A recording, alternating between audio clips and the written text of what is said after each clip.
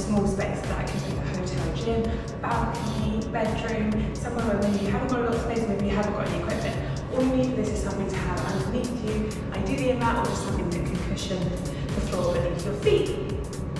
So with this, we've got 8 exercises, looking at 4 to 8 repetitions for each one, and then it's up to you how many rounds you want to do.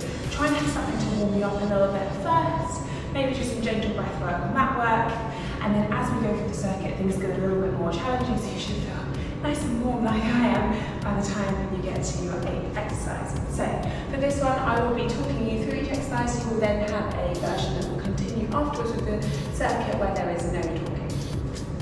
So we start down on our mats to make your way to a 4-point wrist under the shoulders, knees under hips, and we start with superhuman. So one arm, the opposite leg, reach the weight float off of the ground.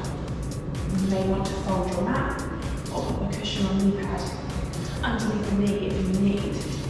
So with the 4 to 8 reps, you decide how many repetitions you're going to do, and just make sure that is for both sides. So for example, if you were doing 4, make sure you've done 4 on the right side, 4 on the left side, alternating, or you could repeat one side at a time if that helps. Sometimes that helps with the thinking about extending on the back of the body, reaching out from the fingers, out from the toes, lengthening energy out the crown of your head and out your tailbone. For our next exercise, we're going to stay in this 4-point kneel, and we're going with donkey kicks. So we will do the repetitions on one leg at a time. Thinking about flexing the foot and driving with the heel high, keeping a gap between the thighs. Thinking about lifting the thigh by squeezing the glutes. Trying to keep that knee at 90 degrees. Keep lengthening the spine and find a gentle tuck in the pelvis. Squeeze into your glutes, lift your pelvic floor and pull your belly button in. So once you've done your reps on one side, you just gently move on to the second side. Think about lifting up off the shoulders, spreading the fingertips, feeling strong in your base, and then focusing on some glute work here. Just start to get this warmth in the glutes and in the core. You may find a slight difference between the 2 legs as well, so notice any imbalances. So for number 3, we're going to find our high plank. We're going to move between our high plank and our downward dog. Hips come high, heels press back. Find that lovely triangle position for your downward dog, and then carry with control up and over to your high plank. Make sure you're carrying that weight all the way forwards, wrists underneath the shoulders, head ahead of the hands.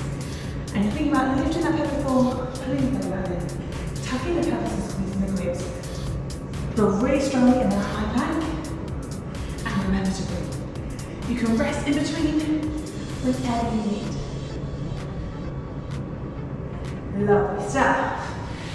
Then for number 4, we're going to find the high plank again. We're going to have 2 shoulder taps, 2 leg taps. If you don't feel great with the rest, go onto your forearms and maybe just do the tap out of the feet, and then you can add a knee drop or 2.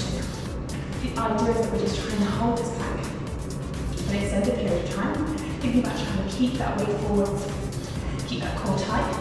We're going to keep the pelvis quiet, minimal movement if we can. And the more rounds you do, the tougher this one will get. Should feel the heart rate go up.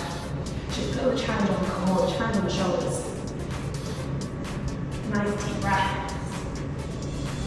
Wonderful stuff. We're then going to make our way to standing. So for number 5, we're going to have a chair pose. So bringing the feet together, sitting back and down. Once you're there, you have the option to lift the heels off, press them down, and then stand. So finding your chair, lifting and squeezing, pressing down, squeezing the glutes at the top.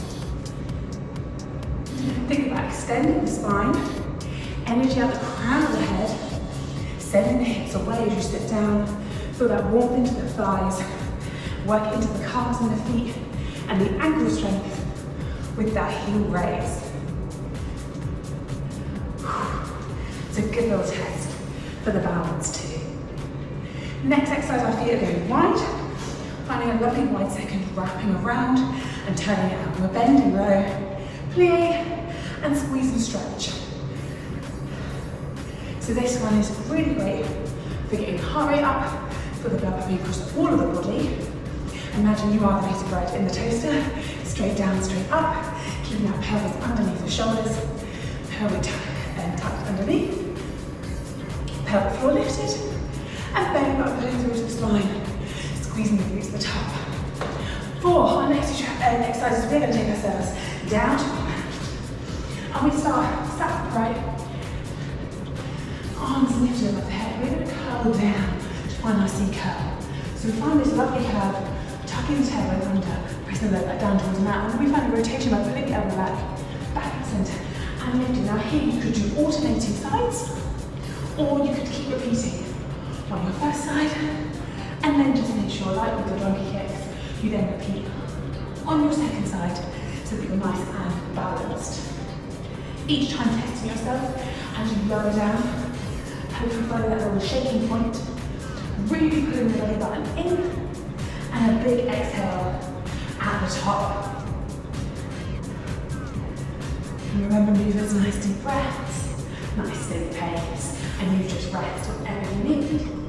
We then go on to our 8th and final exercise, lying down on the back. Now, tap the elbow under to press the lower back down, and you have options here. So option 1, legs up tabletop, and we find a toe tap. The knees are above the hips, and you press the whole thigh weight to tap down. Or you could add an extension here. So one leg is tabletop, one leg extends away the whole time, focusing on pressing that entire thigh down to your mat. The next option here is to have both legs long, dropping one, and then lifting this as your scissor. And if you want to, you then add a crunch, and you can hold onto each leg. And you could even increase the tempo here, if you wanted to. And that's your last one, working into the backs. Then you can get yourself ready to start all over again. Thanks so much, movers. Have fun!